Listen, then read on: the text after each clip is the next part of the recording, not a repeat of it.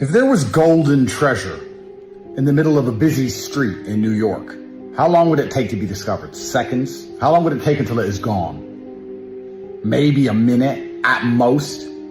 So where is treasure found? Treasure is found because it's buried, because it is difficult to access, and nobody else can find it before you do. The difficulty is the only reason you stand a chance to get the treasure. If there was no difficulty, you stand zero chance of ever seeing this treasure and getting your hands on it because someone else would have already done it.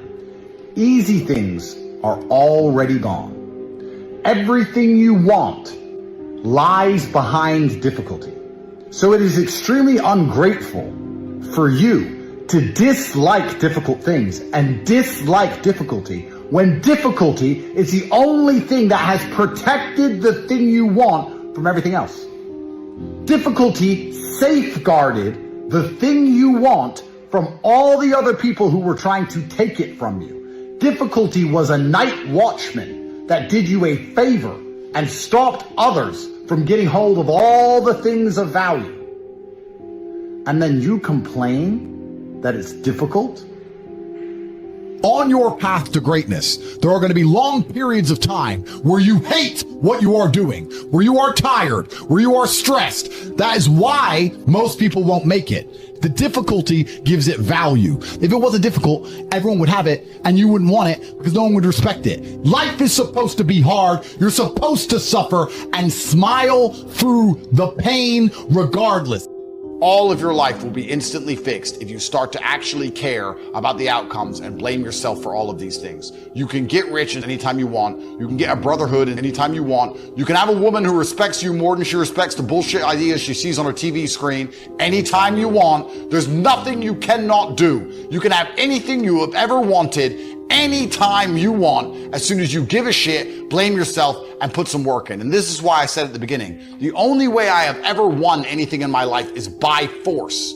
It's all I know how to do. It is all I have ever done, is to look at the insurmountable task ahead of me, to look at the large, huge mountain which has never been climbed before, and one step at a time, with an iron mind which will not bend, remaining completely unfazed, put one foot in front of the other until one day I wake up and I'm at the top of the fucking hill. There is no easy way to get anything else done ever.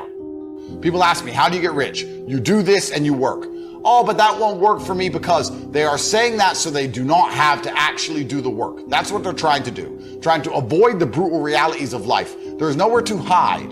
The only thing that is guaranteed in this life besides death is constant, endless, never-ending work. You're sitting around on your fucking ass, doom scrolling and jerking off to porn, and then you have the audacity to ask me why you're not where you want to be in life. Because men like me are going to take everything and not even leave you with scraps. There's not even going to be a little piece of meat on the carcass because you're too busy fucking jerking off and chasing around women who are too good for you in the first place. The only way you're going to have anything in this life is to wake up and to suffer the brutal realities of endless effort and to win by force. And that is the answer to 99% of your questions. That's the answer to how you get the girls you want. That's the answers to how you get rich. It's the answer to how you get in shape. It's the answer to how you become motivated. I can be motivated to do anything because I force myself. I can blink and cure my brain and be endlessly, permanently motivated to achieve the most mundane and boring and insignificant of tasks. If I decide to become the world's fucking best at coin flipping, I will stand there and flip a coin so repeatedly, I'll become impressive at flipping a fucking coin. You can't motivate yourself to even get in the gym and have a body people admire you for. You can't motivate yourself to be sexually desirable. And then you want to sit here and ask me questions about how you get a woman. You can't motivate yourself to get up and log in and dedicate yourself so you can finally have some money. The dream is not to have a Lambo. The dream is to have a mother who isn't worried about hospital bills. The dream is to be able to travel around the world because there's a place you want to see before you die. The dream is to not have that depression on a Sunday night because you have work on a Monday morning. The dream is to have a car that works, and if it breaks down, you can afford to pay it. And to achieve this dream, you do not have to go and die in a ditch. You do not have to climb Mount Everest. You have to open up a laptop and type, and you still fail. You don't have the motivation to type on a keyboard to achieve your dreams, and you think I can fix a fucking loser like you? You can give most people a roadmap to success. You can give them a Ferrari, and a lot of people still wouldn't make the destination because they would say the drive is too far away. You can tell them exactly how to do it, but they don't have the discipline to complete the drive and end up at the destination. This is your competition. Even me, with my monumental powers, I can't make a quitter successful.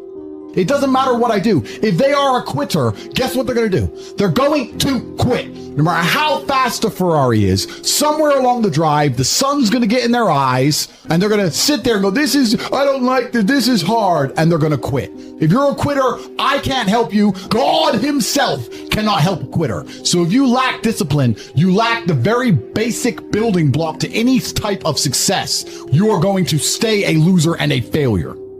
You know what's amazing to me? People who refuse to succeed in life don't seem to understand that being successful is actually the laziest thing you can do. Think about it. Which is harder? Being overweight and being self-conscious of the fact you're overweight and not having a girlfriend because you're overweight and everyone mocking you for being overweight, or just going to the gym? Which one's harder? It's harder to be fat and lack self-respect and lack the respect of others and be lonely forever than it is to go to the gym. Going to the gym's the lazy option. It's the easy option. Go gym, be in shape. You gotta deal with any of that crap. Same with working hard and making money. What's easier, being in a constant state of FOMO and guilt and poverty, or dedicating yourself for a few hours a day so you can pay your bills? You're actually taking the harder option. The truly lazy option is to be successful. The real dedication and hard work doesn't come from success. It comes from failure. Because every single waking second and all of the minutes you're asleep, you have to deal with the consequences of your monumental underperformance. Why do you go to the gym, Andrew? Is it because you're dedicated? No, it's because I'm lazy. I go to the gym because I'm lazy and I don't want to be dedicated to being a fat. And I make money because I'm lazy and I don't want to be dedicated to poverty. Do you understand? The laziest thing you can do is have the best life ever. If you truly love chilling so much, if you truly lack motivation, if you're truly not a tryhard, then just get stuff done. Then you can stop thinking about it, stop worried about it. That's the best thing you can do. If you're really dedicated, stay ugly, stay fat, and stay broke. Now you get to dedicate your life to eternal suffering. Enjoy. Every single day, brand new money is printed. Brand new money is created, and none of it goes to you. Isn't that amazing that they will print or invent, they will fabricate this brand new money, and they'll dish it out to everybody. All the banks and the hedge funds and all the mortgage advisors, and there are people with government contracts, so they're in on the famoose, and everyone just gets rich, everyone just gets this money. But you don't get any of it. None of it. If you got 0.1% of it, you'd be a billionaire. If you got 0.001% of it, you'd be a very wealthy man. How come you get none of the money? The people printing the money wouldn't even care if they had to give you some of the money, because the money they print is worthless. They can print more. They don't care. For them, it's nothing. It's like giving away dirt, giving away air. Just take it, whatever. Whoever's here, whoever's standing in line can just have some dirt. But you get none of the money. The people giving it out don't even want to stop it from being given to you, and still you get none. Doesn't that annoy you? Haven't you thought about this? Every single day money is printed, you have none. You have to go and work like a fucking peasant, like a dumbass. Has this ever crossed your mind? And it's actually simpler than you think. And they can't even stop you from taking it. I mean, someone's getting the money. There are some very smart people out there with Bugattis and private jets and Yescos who are world famous. They're getting money. The money's going somewhere. What if I were to tell you that I can show you exactly how to get the money when the money is printed? Would you listen? Would you pay attention? Or would you tell me you know better? Would you sit there, broke, in your little apartment, with no money and no girlfriend, stroking your little pee-pee, telling me that you somehow know better than me, the man with the money? You have to wake up and go, you know what? I'm responsible for my health, and I'm responsible for my finances, and I'm responsible for my family, and I'm responsible for my work ethic, and I'm responsible for my motivation, and I'm gonna win. That's all you have to do to be monumentally wealthy. And the reason it is so fucking easy is because most people can't do that. I look at people and just go, you haven't even fucking tried. It's like a race, and the gun goes off, and I start running as fast as I can, and I turn around and no one's even moved. So I'm like, all right, well, I'll jog then. I'm nearly done and no one's even moved. Then I start walking and everyone's still standing there. I don't feel like running. I'm not motivated, I'm stressed, I'm depressed, and I'm right there at the finish line, and they're telling me like, oh, you're a bad person because you have money. I just gave a fuck about my own life. I just cared. How there are people waking up each morning and not giving a shit about their own life. Even if you try and help normies, most of them are beyond help because they are self-sabotaging and lazy. I like people who sit and say, I don't know what to do, so I'm going to do something. And men of honor do not allow the universe to decide for them.